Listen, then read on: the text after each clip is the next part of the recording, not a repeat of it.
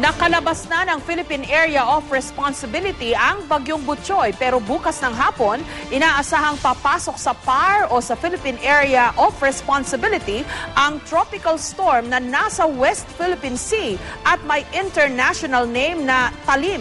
Ang magandang balita, base sa nakalap na datos ng Weather Central, halos hahagipin lang ng bagyo ang dulong bahagi ng PAR, malapit sa Batanes. Sa report naman ng Pag-asa, taglay ng bagyo ang lakas ng hangin aabot sa 75 kilometers per hour at bugso na hanggang 90 kilometers per hour.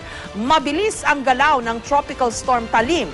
Gayunman, ayon sa Pag-asa, may posibilidad ding humina ang bagyo. Pinalalakas naman ng bagyo ang hanging habagat kaya patuloy ang pag-ulan sa ilang mga lugar.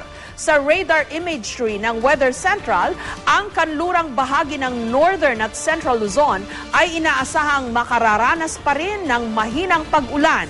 Muling pinapayuhan ang mga naninirahan sa mga paanan ng bundok at mabababang mga lugar na maging alerto sa banta ng baha at landslides. Bahagyang bubuti naman po ang panahon sa Metro Manila at iba pang nalalabing bahagi ng Pilipinas. Ayon pa rin sa datos ng Weather Central, may hanggang 5 metrong taas ng alon ang mararanasan sa mga baybayin sa dulong hilagang Luzon.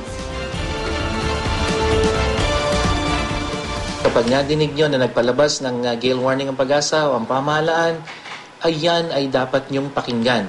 Tingnan kung aling mga karagatan sa Pilipinas ang tinutukoy dun sa gale warning at nakalagay dun kung gaano kalakas ang hangin at kung gaano kataas na alon. Kaya kung ikaw ay pasahero at nadinig mo na merong gale warning, magdalawang isip ka dahil maaaring hindi kaya nung sasakyan mo yung lakas ng alon.